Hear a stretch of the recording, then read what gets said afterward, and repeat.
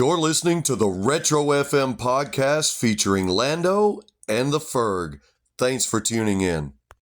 Hey, what's up, everybody? The Ferg back at you, your host for Fergin' Around, where we're silly in life, but serious about rock and roll. And I'm real serious about today's episode because, as I promised you guys on the last episode, I would like for us to take a journey throughout the decade of the 90s, from 1990 all the way to 1999, highlighting some of the most key and essential albums that came out during the 90s in all genres, from rock and roll, hard rock, heavy metal, rap, hip hop, country, pop, all genres. Talk about these great albums that were produced and us take a walk down memory lane, some of us who were there, and then some of us who weren't. Maybe you'll discover something new, something that you love.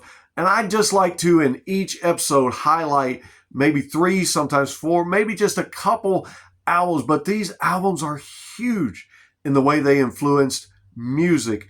And I tell you what, you're not going to be disappointed if you're a music lover like me, because regardless of the genre of music, as you've heard me say, and as you've heard my partners on the Retro FM podcast say many times, great music is always going to be great music.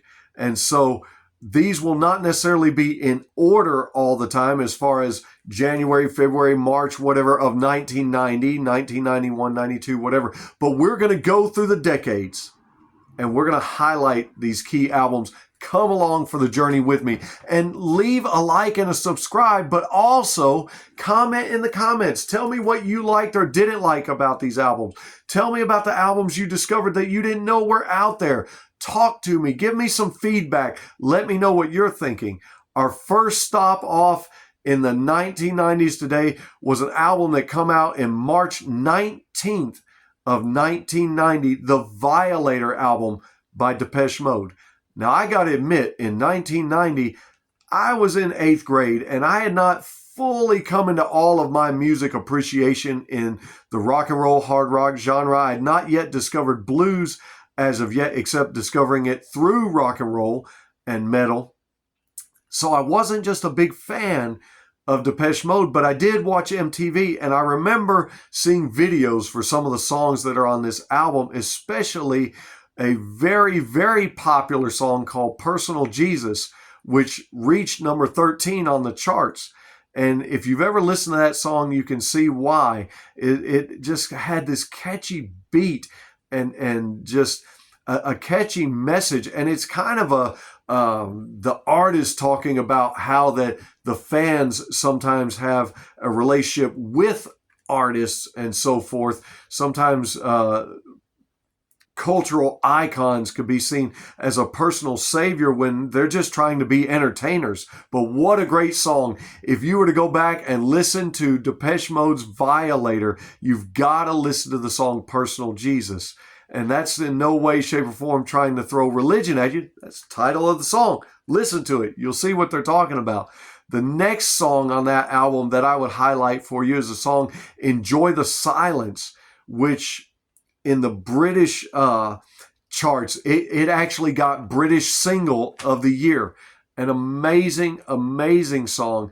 And you'll be not enjoying the silence because there's a lot of good sound on that song, and you need to hear it. You need to tune in and listen to it. Policy of Truth was another big one. That video played all over MTV constantly, and it was a big hit off of the album. Also, the song World in My Eyes.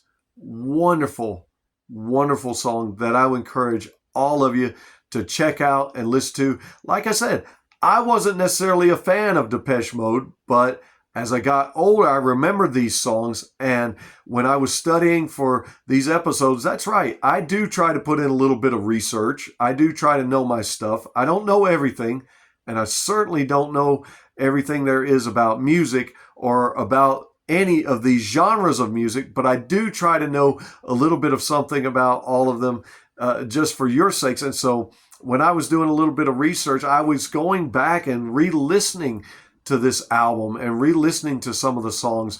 And not only are these that I mentioned great songs, I loved the song Halo. It has a great techno beat that's just distinct, and it's very 90s. And Depeche Mode was pushing the envelope. They were breaking away from some of the stuff they had done on their previous albums as they were performing and doing this, and especially when they would perform live shows for this album to promote this album. Blue Dress, man, there's surprisingly a great guitar solo on that one that you've just got to hear for yourselves. Don't take my word for it. Go back, stream on Spotify, Amazon Music, iHeartRadio, wherever you stream your music, or even order the album. Vinyl's back in nowadays, guys. It wasn't in the 90s because CDs were in, but now records are back. And if you've got a record player, maybe you'd like to purchase or order or buy that album, but download or purchase, listen to the Violator album by Depesche Mode, and then give me your thoughts. Maybe you want to look up the videos on YouTube. I don't know how you get your music, but get you some music, and get some music from the 1990s. Maybe get yourself some Depesche Mode.